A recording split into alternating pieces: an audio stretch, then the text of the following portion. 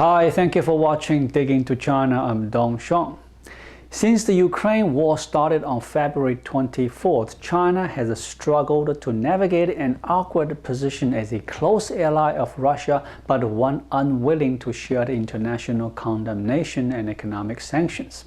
It has sought to hold incompatible positions respecting Ukraine's sovereignty and what it calls Russia's security concerns. The confusion is reflected in its media and public statements. The messaging from China's leadership and the state media has largely presented the government as a neutral peacemaker, but blaming the US and NATO for the conflict and not criticizing Russia. There is an apparent effort by Chinese state media to report the facts of casualties and attacks neutrally, and avoid particular stances for or against Russia and Ukraine.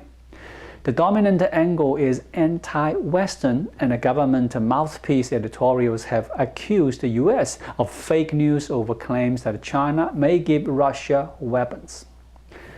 But China's prime-time evening news has avoided depicting Ukrainian victims or damage which might engender sympathy.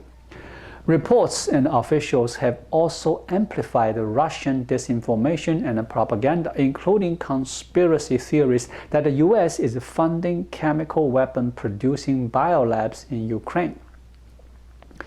Foreign-facing English-language media is more inclined to report on Russian atrocities and refer to it as a war.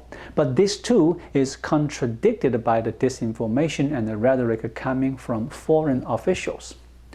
Professor Carl Minzen is a China scholar and a professor of law at the Fordham Law School. He said, English-language publications such as CGTN are directed at foreigners and operate according to an entirely different propaganda script.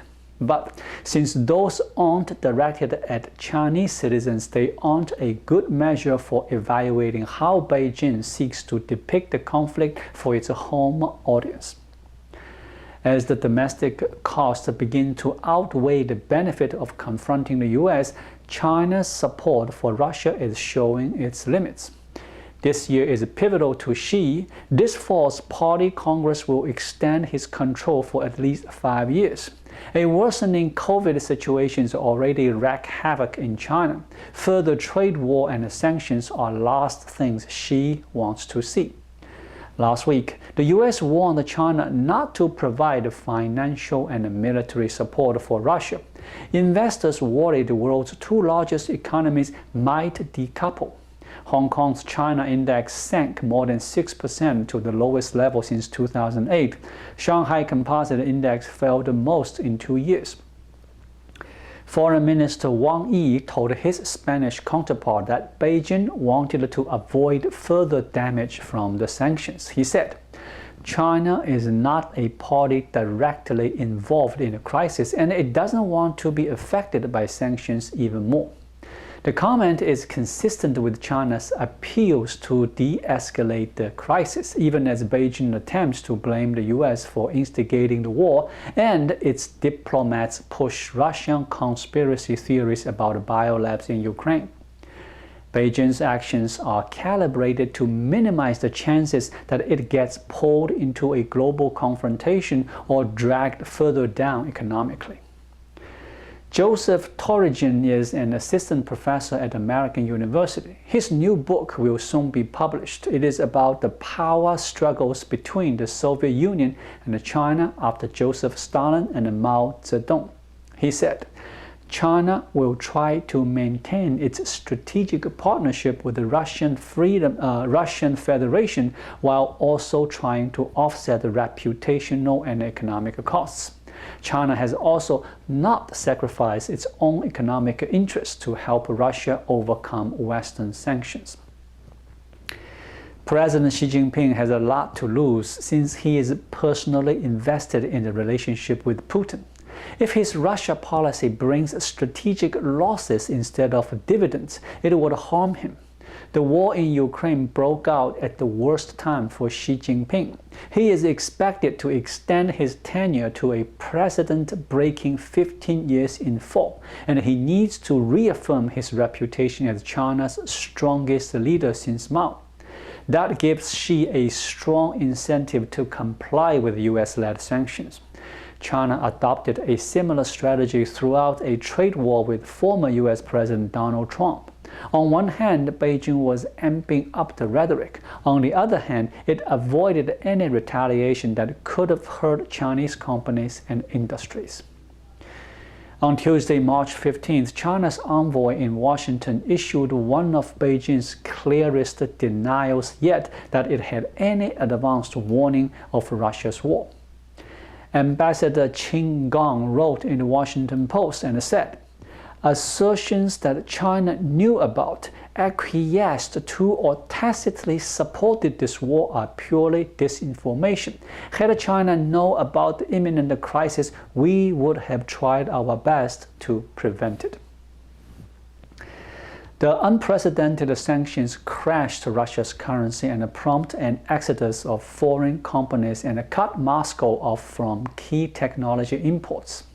Alicia Garcia Herrero is Nexus SA's chief economist. She warned that China's support for Russia could turn out to be a poisonous pill. "Investors are beginning to lump the two together," she said. "When companies begin to talk about possible new projects in China, they are now beginning to say, wait a minute, I don't want to end up investing in an autarky like Russia." That led some Chinese analysts to advocate for a clear break from Russia. One of the analysts is Hu Wei, a vice chairman for the State Council-affiliated Public Policy Research Center. He calls for a break from Russia as soon as possible so China can save itself from isolation. Mr. Hu's article was published late on a Friday evening in the Carter Center's US-China Perception Monitor. It quickly gained 1 million views in and outside China, and it was republished into Chinese blogs, non-official media sites, and social media accounts. The backlash quickly followed. The article was criticized for being reckless and dangerous vitriol. Personal attacks on Hu and the website followed too. By Sunday morning, their websites were blocked in China.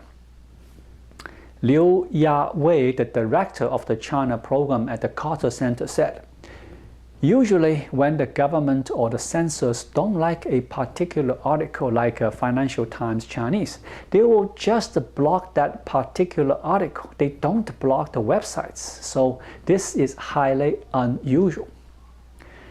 In non-official media and social media, pro-Russian rhetoric is much more common. The pro-Russian discourse among Chinese internet users was born of the strong anti-US sentiment which has fostered in recent years. In China, there is a huge interest in the conflict, and the news stories are trending with hundreds of millions of views and tens of thousands of comments. Dissenting voices are there, but they are few and far between, and subject to censorship.